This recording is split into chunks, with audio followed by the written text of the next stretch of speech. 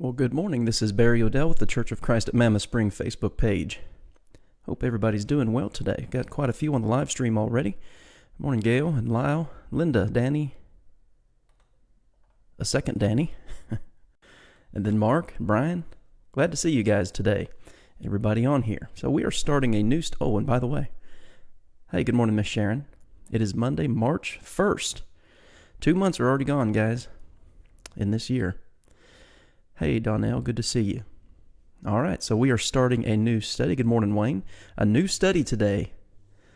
Well, good grief. Hey, Connie, Marisa, Sharon, everybody keep joining on and commenting. Glad to see so many people here this morning.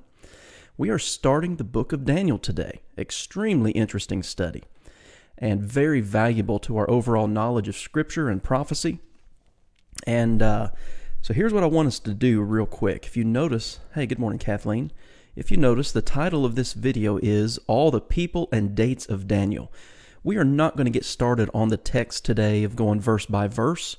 What we are going to do is set the historic stage, hey Sheila, or the historical context of the book of Daniel, because there are so many important things that we need to grasp in that way, all right? What we need to understand, when we read the Bible, whether it's Daniel or Genesis, all right, or Matthew, it doesn't matter. There is world history going on all around it. And man, I don't know if there's another particularly prophetic book, all right, the books of the prophets, where this is more evident and relevant than with the book of Daniel. Okay, so here's what we're going to do just real quick, and then we'll get started. Again, glad to see so many on the stream already today. Let's go to 1 Peter chapter 1 is where I'm going to start. Good morning, Diana. Well, I hope you're looking forward to this study. I hope it's beneficial to you. It's been beneficial to me in my understanding of quite a few things. 1 Peter chapter 1 is where I want to start. Beginning in verse 10, where Peter is talking about the salvation that these Christians to whom he was writing had obtained. Of course, that salvation comes through Christ. But he touches on Old Testament prophecy here. 1 Peter 1 and verse 10, he says, "Of this salvation, the one that they currently possessed, of this salvation the prophets have inquired and searched carefully, who prophesied of the grace that would come to you, searching what manner of time the Spirit of Christ who is in them did indicate, when he testified beforehand the sufferings of Christ and the glories that would follow." The prophets said much about Jesus, about his sufferings, as Peter says here, about the establishment of the kingdom, about world events. And like I said, Daniel, I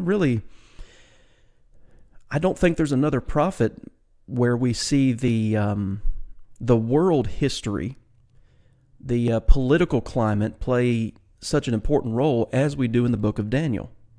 So verse 12, it says, "To them it was revealed that not to themselves, but to us they were ministering the things which now have been reported to you." So what he's telling us here is those Old Testament prophets, the things that they were seeing, the visions, the dreams, the revelations that they were given, Peter says to his audience in the first century, they were ministering to us about the salvation that we now currently have in Christ. And he says even here at the end of 1 Peter 1 and verse 12, that this gospel was preached to you by the Holy Spirit sent from heaven, things which angels desire to look into. So you have the Old Testament prophets to whom things were being revealed, things that they did not fully comprehend. All right, they were searching these things. 1 Peter 1 and verse 11. They were inquiring about these things. They didn't fully grasp everything that they were prophesying about. And that is so important to understand when we study any book of the prophets. But like I said, I think particularly Daniel. Hey, good morning, Barry and Glenda. Hope you two are doing well. So I think that's important to understand. 1 Peter 1, 10 through 12. Now let's get started on the book of Daniel. So the title of this video today is The People and Dates of Daniel. So here's what I want to do. I just want to introduce us to all the main characters of this book because there are quite a few. We will set the dates. We have to understand that context, and it will help us understand what Daniel was going through, what he was writing about for his day, but then also things that, as Peter said there in 1 Peter 1:10 through 12, that come down even to us today. So let's get started here. Let's talk about chapter 1, verse 1. In the 3rd year of the reign of Jehoiakim, king of Judah. One of the most beneficial studies that you can do for your Old Testament knowledge is to study the kingdom of Israel. Of course, the first king of Israel was Saul. Saul, the son of Kish. He was a Benjamite, the tribe of Benjamin. Of course, then the kingdom went to David, then the kingdom went to Solomon. Those guys each reigned for 40 years apiece. So for 120 years of Israel's history, we have what is called the United Kingdom. After Solomon's death, his son Rehoboam and one of his servants Jeroboam, I guess we could say, were competing for the crown, competing for the throne, and they split the kingdom. It was no longer the United Kingdom of Israel.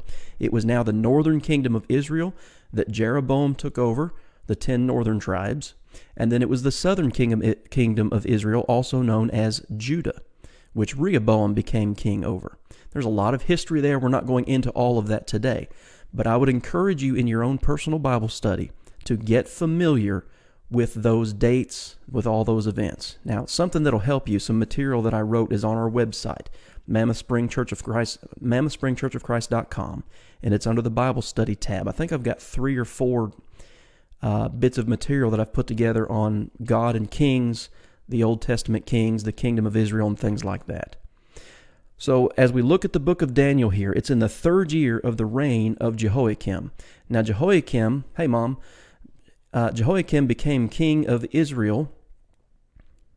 King of Judah. He was the 18th king in the divided kingdom. He was the 18th king of the southern kingdom of Israel, and he reigned from 609 to 598 BC. So we're looking here at his 3rd year, so it would be 606 BC when Daniel chapter 1, when the events of Daniel chapter 1 are being recorded. All right, 606 years before Christ, BC. All right. The next person that we read about in this text is Nebuchadnezzar. Nebuchadnezzar is the king of Babylon at this point in time. If you were looking at a map today, Nebuchadnezzar would be modern-day Iraq. All right. We need to know that kind of stuff too. Now, Nebuchadnezzar, we know, reigned from 605 BC to 561 BC. This was the dominant world empire at the time. And they're basically gobbling up borders, gobbling up land and control. So we are in 606 BC when Nebuchadnezzar came to Jerusalem and besieged it. Again, there's a lot of Old Testament history here. You can go back to read the chapters of blessing and cursing, around the end, Deuteronomy chapter 28, when God, through the prophet Moses, told the Israelites, listen, if you obey my covenant and if you are faithful, you will inherit the land and you'll stay in the land. But if you're unfaithful and you break my covenant, you're going to be punished. You're going to be taken into foreign lands. You're going to go with people whose language you do not speak. They look different than you. Well, this is where we are now in Old Testament history. They had forsaken God's covenant, and they were being taken captive into Babylon under the hand of Nebuchadnezzar. So we're, again, looking about 605 to 606 BC in that period of time when the book of Daniel takes place. So you've got Jehoiakim, you've got Nebuchadnezzar. The third character that we run into in the book of Daniel, mentioned by name, is Daniel himself. Now, it's interesting because Daniel is mentioned by Ezekiel. He's mentioned twice in Ezekiel chapter 14. He's also mentioned in Ezekiel chapter 28 as a righteous person. Jesus talks about Daniel in Matthew 24 and in Mark 13, a very specific prophecy that Daniel made in regard to the destruction of Jerusalem. And Daniel, as we are introduced to him, he is one of the casualties of the Babylonian aggression. I guess that's the best way I know how to put it. So again, it's important to know these facts. Now, Daniel has his name changed to Belteshazzar. Daniel, Shadrach, Meshach, and Abednego. All right, Hananiah, Mishael, and Azariah. I'm getting a little bit ahead of myself here, but These are Israelites. These are Jewish people who are being taken over, who are being occupied by a foreign country. Now, when Babylon came in, they left some people in Jerusalem. They left some people in what we could say the Promised Land, but they took many captives away with them. Some of your Old Testament prophets, all right, from Isaiah to Malachi, some of them stayed in the land, stayed in the Promised Land during captivity. Some of them were taken into captivity. Ezekiel was taken into captivity. Daniel was taken into captivity. So we need to know these things. Daniel was one of these guys who, in the process of being overrun by Babylon, Babylon's looking for smart guys who can be taken in, if you will, and help them run their kingdom. So Daniel's one of these men, young men, probably the age of 16 or so, who was chosen. And if you look down in Daniel chapter 1 and verse 7, Daniel's name was changed to Belteshazzar. So he went from having a Hebrew name to a Chaldean name. The Babylonians are Chaldeans. Daniel, the Hebrew name, means God is my judge. Belteshazzar, his Chaldean name, means Bel, which is a god of the Babylonians. They are polytheistic. Belteshazzar means Bel, protect his life. Daniel's going to be a valuable asset to the Babylonians, and incidentally to the Persians too. So we run into Daniel, and then we run into Hananiah. The interesting thing always is to me, when I was a kid, all right, for example, we always heard about Shadrach, Meshach, and Abednego. Those aren't their Hebrew names. Those are their names that were given to them once they got into captivity. Hananiah is his Jewish name. The Lord is gracious. His name is changed to Shadrach, meaning I fear God. And of course, this would be one of the gods of the Chaldeans. Mishael, Hebrew name meaning who is like God, becomes Meshach, which means who is like Aku, one of their gods. And you can see, and I'll go ahead and put the third one up here, Azariah. He means the Lord has helped, becomes Abednego. And I know we normally pronounce that Abednego, but it's Abednego, meaning servant of Nego. Just look at the change of their names. All right, these guys, when they were taken out of Jerusalem to Babylon, they weren't going on vacation. Their lives were destroyed. Their hometown, everything was absolutely burned to the ground, destroyed. They're taken into captivity. They're in essence forced into the service of the Babylonian kings, even to such an extent that their names are changed. We need to appreciate the difficulties that these guys are going through during this time of captivity. So we've got Jehoiakim, Nebuchadnezzar, Daniel, Hananiah, Mishael, and Azariah, or Belteshazzar, Shadrach, Meshach, and Abednego. They're Hebrew names. Now they have Babylonian names. The next person that we run into, let me say this first. Getting ahead of myself. The book of Daniel, 12 chapters long, covers anywhere from 70 to 75 years of history. The book as we have it in your English Old Testament is not written in chronological order. All right, you look at the first 4 chapters. Okay, chapters 1, 2, 3, and 4. You notice each chapter begins talking about King Nebuchadnezzar. Those 4 are in chronological order. Then we get to chapter 5, Daniel chapter 5, and we read about a guy named Belshazzar. Chapter 5 records the handwriting on the wall that he saw. But look at Daniel chapter 7 and verse 1. In the first year of Belshazzar, king of Babylon. Then you look at Daniel chapter 8 and verse 1. In the 3rd year of Belshazzar, king of Babylon. If you want to read the book of Daniel chronologically, okay, you need to read Daniel chapters 1, 2, 3, 4, and then jump to chapters 7 and 8, and then go back to chapters 5 and 6. I know that's a little bit confusing, but that's the chronology here. 1, 2, 3, 4, 7, 8, 5, 6. So that's what I'm pulling up here next. Belshazzar is the next character that we read of in the book of Daniel. Up to this point, it's just been Nebuchadnezzar. Belshazzar, that we read about in chapter 5 and verse 1, was the grandson of Nebuchadnezzar. And I put there chapters 7 and 8. Again, chapter 7 talks about his first year, chapter 8 talks about his third year, and chapter 5 talks about his death. All right? But we know who he is now. He's the grandson of King Nebuchadnezzar. The next character that we read about is a guy by the name of Darius.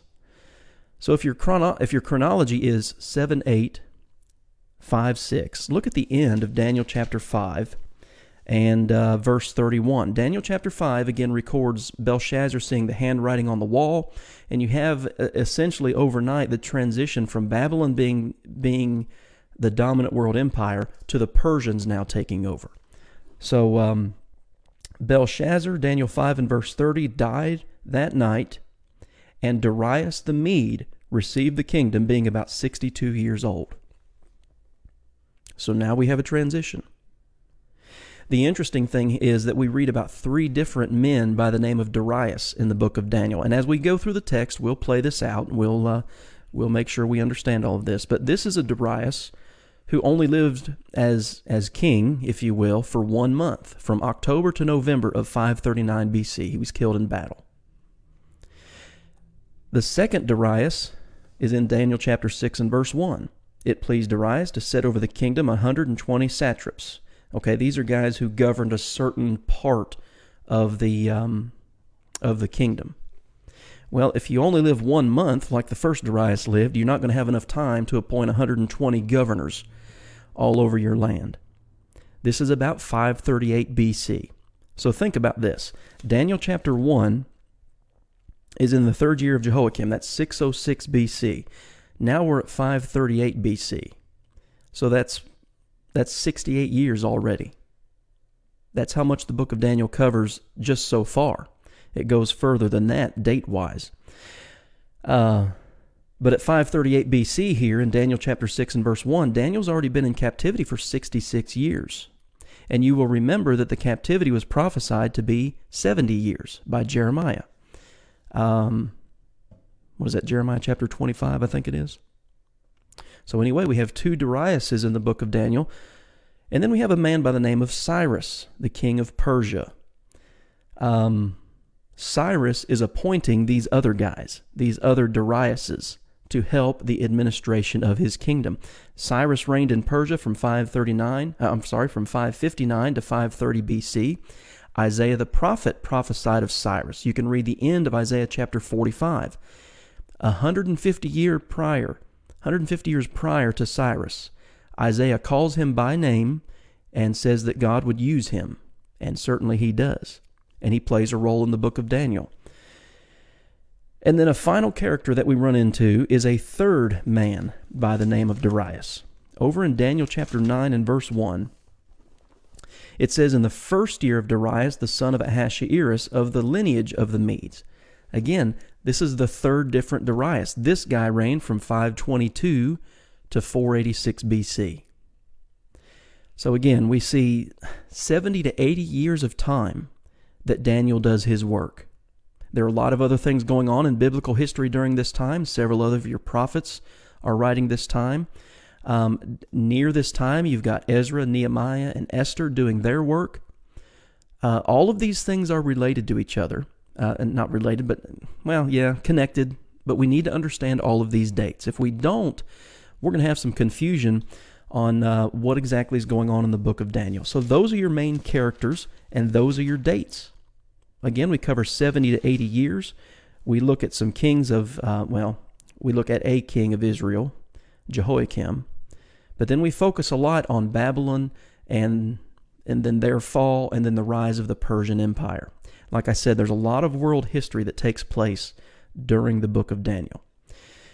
That's what I wanted to do for today. I just wanted to introduce it to you, lay all these things out, and hopefully that'll help us have a better grasp of the things that we're going to be studying in the text. Just looking at any comments here, Mark says Daniel was also made to be a eunuch. Yeah, and see, that was another thing. Not only did they lose a lot of family and friends to death in the siege of Jerusalem, but they're taken from their whole homeland hundreds of miles away. They don't speak the language. They don't know the people. They're forced into certain positions. They're turned into eunuchs. Babylon was not kind. But Israel got here because of her sin, because they broke the covenant and they lost. They were taken from their promised land. There's a lot of important things that we can understand as we study Daniel and learn a lot of things. All right, guys. I don't see any questions or comments relative to what I'm talking about. A lot of greetings, and again, I appreciate all of you being on here today, and I hope this is going to be a beneficial study. I enjoy the book of Daniel. You know, typically Daniel is reserved. I want to be careful how I say this, but you know, Daniel is told as a story, almost like a once upon a time kind of fairy tale. Well, he was thrown in this lion's den. I've even seen illustrations of when Daniel being in the lion's den, he was a young man. Do you realize Daniel was probably about 85 years old when he was thrown in the lion's den? We'll talk about that. He was not a teenager. He was I guess in our terms, he was a very old man when that thing happened to him. Okay, guys. Appreciate you being on here today, and I hope you'll be back tomorrow. Tomorrow we'll actually start into the text of Daniel chapter 1, and we'll see more of the things that happened to them in captivity and how God begins to work. And that's one of the things that we see throughout Daniel, is the providence of God even in these difficult situations. I don't have anything else for today. As always, after the live stream's over, you may have a question or something you think of. You can still access the comment section. You can send me a private message. Feel free to do that. If you have somebody who'd like to do this study who does not do Facebook, send them to our YouTube channel, Mammoth Spring Church of Christ, and all of this content is uploaded there. Sheila, where is the info you were talking about found? On the church? Yes, ma'am. It's on our website, mammothspringchurchofchrist.com, and it's under the Bible study. There's a tab called Bible study, and it's all under there. For some reason, Wix, I do my website through Wix, and it's been... So when you click on the menu, the items are supposed to go down and you can scroll through it. For some reason, some people, their menu goes up and they can't scroll. So if you have trouble figuring it out or it's not working correctly, please let me know and I'll get it to you. If you want that information, I'll be happy to put a link together and get it for you. Okay, guys, appreciate you being on here today. I hope to see you back here tomorrow at 11 o'clock. And we will pick up in Daniel chapter 1. Have a good day.